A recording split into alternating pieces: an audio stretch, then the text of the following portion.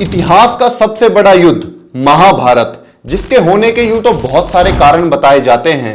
कोई मामा शकुनी को इसका कारण मानता है, तो कोई कहता है कि दुर्योधन और दुशासन इसके लिए जिम्मेदार थे। लेकिन दोस्तों, लेकिन आज मैं जो आपको बताने जा रहा हूं, जो कथा, उसे सुनकर आपको पता लगेगा कि महाभारत का बीज तो बहुत पहले ही बोया जा चुका था। आइए जानते हैं कि कैसे ऋषि पराशर और सत्यवती के अनैतिक संबंध से हुई महाभारत की शुरुआत।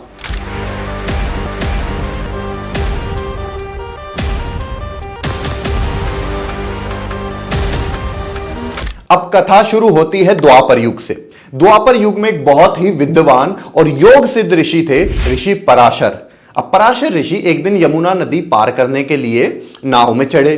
अब उस दिन क्या हुआ कि जो मछुआरा था धीवर, उसकी जगह उसकी पुत्री सत्यवती नाव चला रही थी, जो कि देखने में बहुत ही सुंदर थी।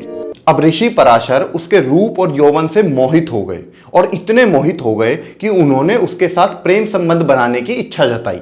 लेकिन सत्यवती ने साफ मना कर दिया कि ऋषिवर, ये तो अधर्म है, मैं विवाह से पहले ऐसा गलत काम नहीं करूंगी। लेकिन ऋषि पराशर तो इतने मोहित हो चुके थे कि वो कहां मानने वाले थे। तो उन्होंने सत्यवती से बार बार निवेदन किया, रिक्वेस्ट की। तो इतनी रिक्वेस्ट करने के बाद आखिरकार सत्यवती उनके साथ संबंध बनाने के लिए रेडी हो गई। लेकिन सत्यवती ने कहा कि उसकी 3 शर्तें हैं। पहली शर्त यह कि उन्हें यह सब करते हुए कोई ना देखे। तो ऋषि पराशर ने तुरंत एक अलग द्वीप बना दिया, जहां उनके सिवा कोई नहीं था और ना ही उन्हें कोई देख सकता था। दूसरी शर्त यह थी कि उसकी कुमारता किसी भी हाल में भंग नहीं होनी चाहिए। तो ऋषि ने यह आशीर्वाद दिया कि संतान के जन्म के बाद उसकी कुमारता पहले जैसी हो जाएगी। अब तीसरी शर्त यह थी कि अब देखो, सत्यवती एक मछुआरे की बेटी थी, तो उसमें से मछली वगैरह की स्मेल आती थी। तो सत्यवती चाहती थी कि उसकी यह दुर्गंध एक मनमोहक सुगंध में बदल जाए। तो ऋषि ने अपनी शक्ति से उसकी दुर्गंध को एक बहुत प्यारी मनमोहक सुगंध में बदल दिया। अब शर्तें पूरा होने के बाद सत्यवती और ऋषि पराशर ने संबंध बनाए, जिसके 9 महीने बाद सत्यवती ने एक पुत्र को जन्म दिया, जो कि आगे चलकर महर्षि वेदव्यास के नाम से प्रसिद्ध हुआ। और सत्यवती का विवाह हुआ राजा शांतनु के साथ। और सत्यवती के कारण ही गंगा पुत्र देवव्रत को आजीवन ब्रह्मचार्य की भीष्म प्रतिज्ञा लेनी पड़ी, जिस कारण देवव्रत का नाम भीष्म पड़ गया।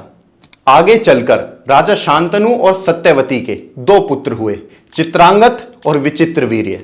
अब चित्रांगत के बड़े होने पर उसे हस्तिनापुर का राजा बना दिया गया।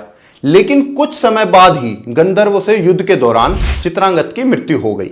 तो भीष्म ने क्या किया कि छोटे भाई विचित्रवीर्य को हस्तिनापुर का सारा राजपाट सौंप दिया।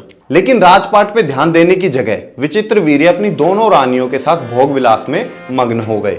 पर फिर भी उनकी दोनों रानियों से एक भी संतान नहीं हुई, और फिर पीलिया होने के कारण विचित्रवीर्य की भी मृत्यु हो गई।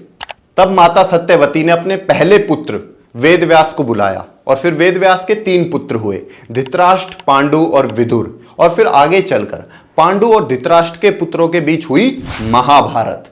तो ऐसे हम कह सकते हैं कि ऋषि पराशर और सत्यवती के बीच अगर अनैतिक संबंध ना बनते तो शायद महाभारत कभी होती ही ना।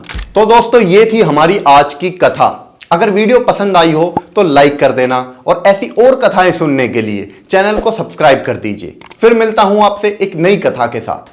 जय श्री राम।